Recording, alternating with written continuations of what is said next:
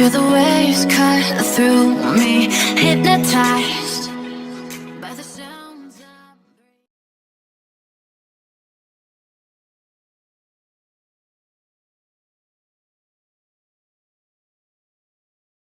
On Monday evening, we received more than 193,000 doses of Pfizer vaccine, and these have been allocated and distributed immediately to priority LGUs, local government units, especially in the National Capital Region.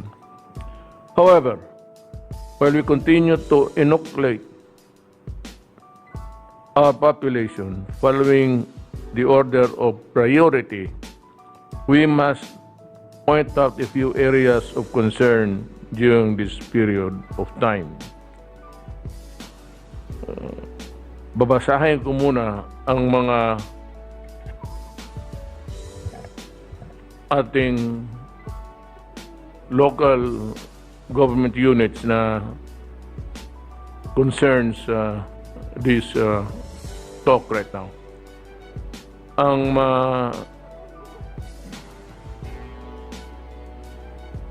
Ang dalawa, Sec Roque is, do you have the copy?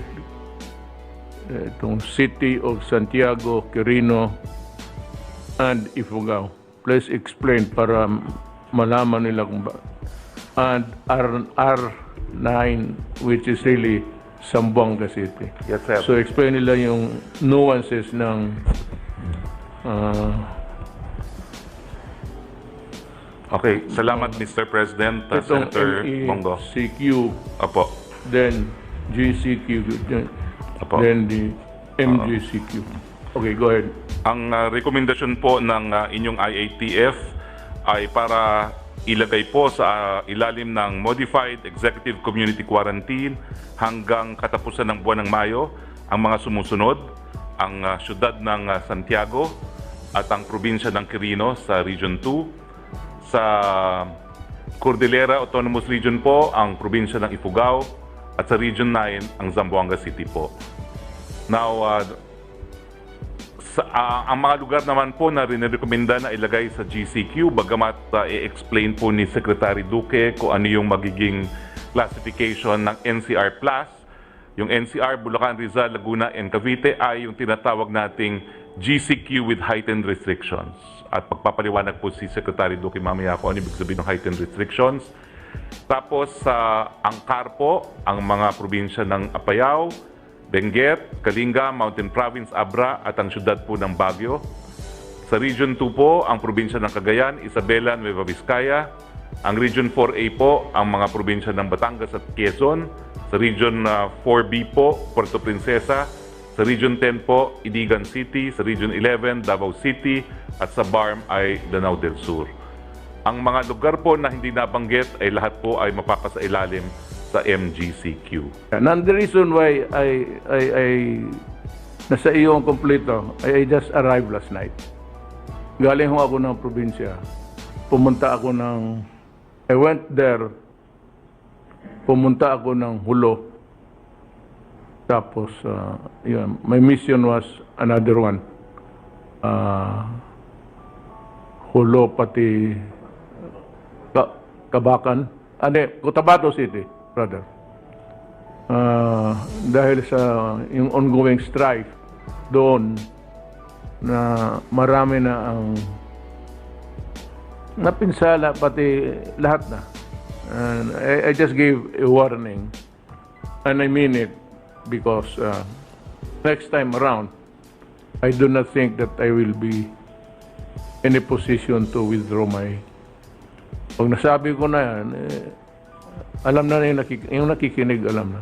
Basta pumunta ako ng problema ng Cotabato. Ang problema doon, and BIFF and others, and they continue to plunder, look for trouble, and inflict violence upon the po.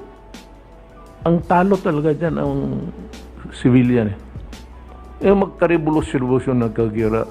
The sum of it all, O kung ano, sino ang pinakakawawa? Ang civilian, ang mga anak natin, pati mga babae at matatanda. And even those who do not want war and only want to live in peace in this planet.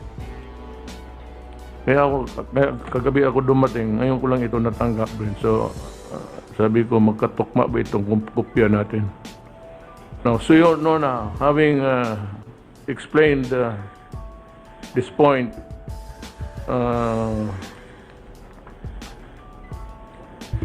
sinasabi ko lang na Mayo, maraming fiesta. But I think I'll be more direct than what is written here. Wala akong, I do not attribute it to any other particular religion or what. But there are a lot of fiestas. Kasi predominantly Catholic country ito. So, ang hinihingi ko is that you only na tone down but forgo kasi may batas. Forgo to congregate, to crowd, and to hold. Walang problema. Alam ng Diyos na love natin siya, pero ang problema, the necessary consequence of it all. So be mindful of that because we are still in the pandemic, and there is no way of knowing how long this would last in this planet. I will not allow the violations of the guidelines given by the task force. And I will hold the local governments down to the last barangay level, and therefore it could only be the barangay captains. I will hold you responsible for any violation sa itong mga batas na hindi tutupad. Batas to. It is really a law. So you have to enforce it, because if you want this country to recover from the onslaught of COVID-19, you have to be mindful of what is going on and how to prevent it. Just the same. Hindi na masyado. Mask, hugas, iwas. Kung wala ka naman talagang lakad ngayon sa labas, huwag ka nang, you go out, you just go hunting for those virus to enter your body and pass it on. And that is a problem. So nakikiusap ako. And I said, there are a lot of fiestas which you would like to hold. The problem is there is also the consequence which we must be mindful of. So, yan, unahin na lang natin para maano.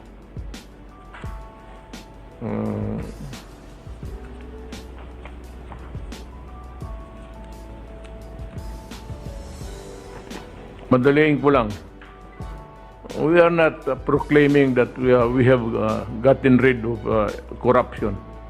There is still corruption in this government and any other government that will come after me and in the past. Meron talaga yan.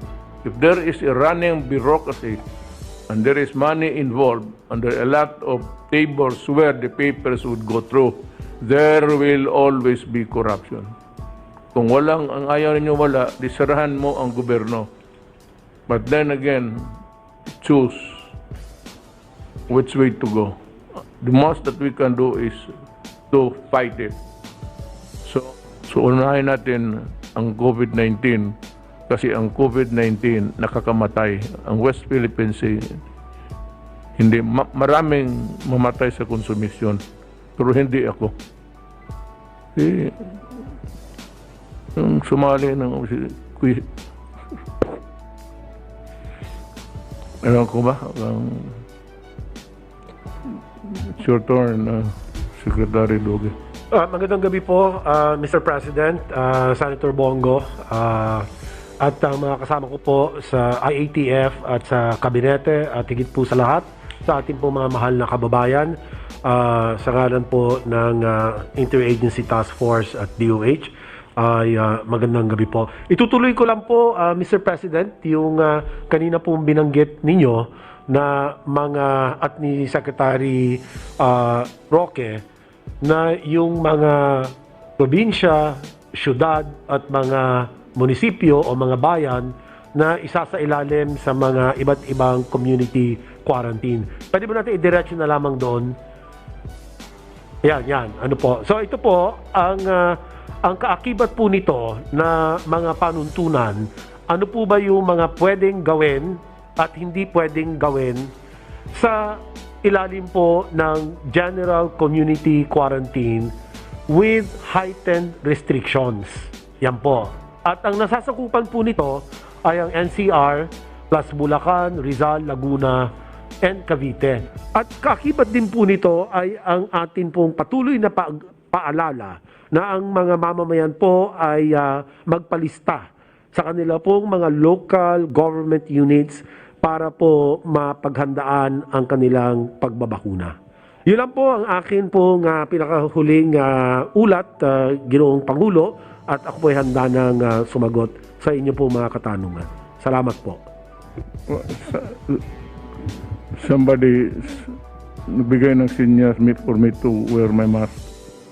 Well, I'm sorry kasi parang hirap ako magsalita but if I come to you loud and clear, ganito na lang rin ang idagdag ko sa pananalita mo, Secretary, na meron man kayong cellphone halos lahat. And if you want not to lose sight of the things that you are do or not supposed to do and the places that you in what category you fall in, shut na lang ninyo sa camera ninyo. Tapos pag if you want to know where you are or you want to be, tignan mo lang yung nakalagay, because usually mayroon kaming slide and everything that has to be passed on to the public, we try really to do it in such a way that makuha na lahat. Now, we go now to Secretary Galvez. We are now in the vaccine issue. Mr. President, Yes, sir. Senator Bongo, sa ating mga cabinet members na nandito po ngayon, sa ngalan po ng National Task Force na pamumuno po ni Secretary Lorenzana at Secretary Anyo, ako po ay mag-uulat tungkol po sa ating National Vaccination Program and Update. Next slide, please. Sir, maganda po, marami tayong magagandang balita po, sir. There are a lot of good news.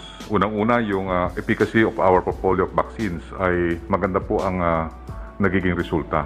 Lately po, nag-publish po yung Indonesia na yung Sinovac ay mayroon pong 98% na protected ang kanilang healthcare workers from death.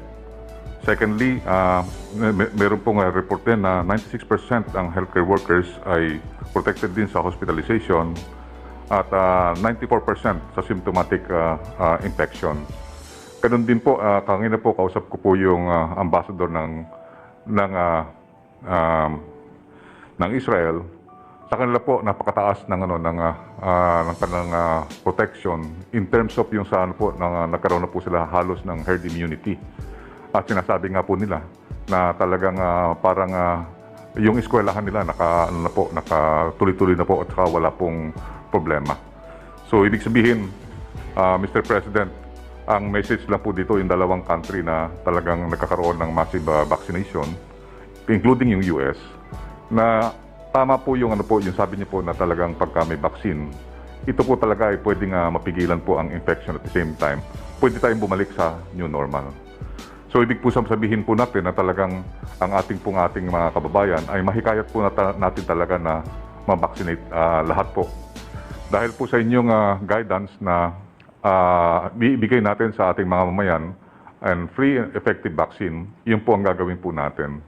Sa Canada po, kanila na pong binabakunahan ang 12 and above. And sa US, hanggang 16 to 15 ay 16 to 12 ay sinisimulan na rin po nila.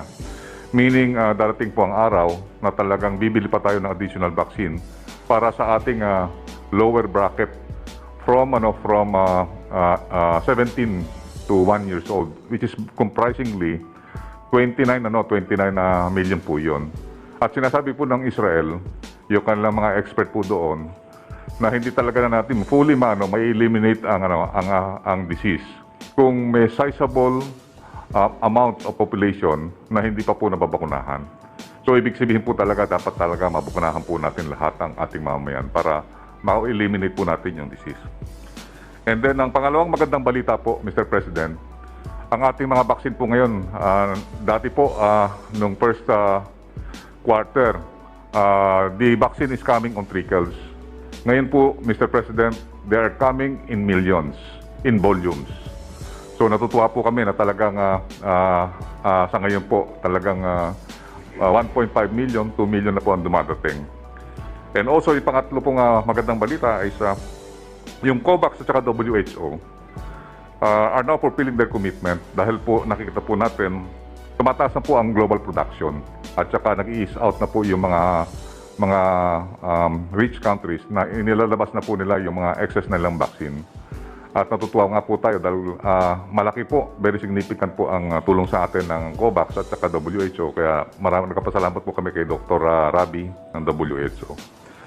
And then, number 4 po, yung public acceptance ng vaccine is growing. Dahil kasi marami pong mga LGU ang tawag po sa amin, pati po kay Senator Bongo, na gusto nilang mag-add ng mga vaccine. Ibig sabihin talaga yung mga LGUs talagang kinakapos na sila ng vaccine dahil marami na pong gusto magpa-vaccine. Especially po yung guru at saka yung mga tatawag natin mga economic frontliners at saka mga government workers. Maraming salamat sa inyong patuloy na pagtangkilik sa ating tahanan at pagsubaybay sa mga kaganapan na nangyayari at sa ating tagumpay na natatamo dyan sa Indonesia. Hopefully, we will see you again in our next update. God bless.